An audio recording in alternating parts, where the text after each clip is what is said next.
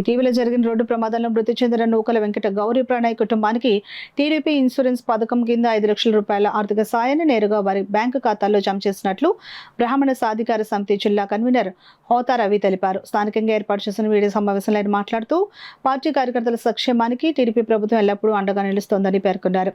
బాధిత కుటుంబానికి తక్షణ ఆర్థిక సాయం అందేలా చర్యలు తీసుకున్న రాష్ట్ర ముఖ్యమంత్రి నారా చంద్రబాబు నాయుడు, రాష్ట్ర మంత్రి నారా లోకేష్ కు హృదయపూర్వక కృతజ్ఞతలు తెలిపారు. ఈ సమావేశంలో ప్రణయ్ తల్లిదండ్రులు నూకల సూర్యరామ, వెంకట శాస్త్రి, రత్న సులోచనలు పాల్గొన్నారు. ప్రమాదంలో దురదృష్టవశాత్తు చనిపోయాడు.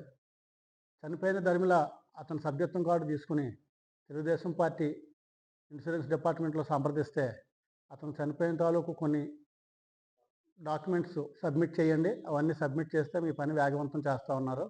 జస్ట్ 10 రోజుల క్రితం వీళ్ళిద్దరిని తీసుకుని పార్టీ ఆఫీస్కి వెళ్ళి వాళ్ళు అడిగిన డాక్యుమెంట్లన్నీ సబ్మిట్ చేసాం.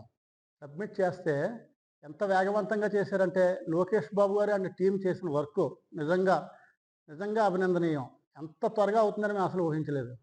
నిన్నటి రోజున, అంటే 10 రోజుల క్రితం ఇస్తే నిన్నటి రోజున ఆ ప్రమాదవశాత్తు చనిపోయిన వారికి తెలుగుదేశం వారు ఇచ్చిన హామీ ప్రకారం ఇన్సూరెన్స్ రూపంలో 5 లక్షల రూపాయలు నిన్న అకౌంట్లో పడినాయి. దీనికి నిజంగా ఈ కుటుంబానికి ఎంతో ఉపశమనం కలిగింది ఈ రకంగా చేయడం వల్ల. అంటే ముఖ్యమంత్రి నారా చంద్రబాబు నాయుడు గారు, లోకేష్ గారు పార్టీ తరఫున మేము అండగా ఉన్నాం అని కార్యకర్తల కుటుంబానికి అండగా ఉన్నామని ఒక భరోసా కల్పించారు.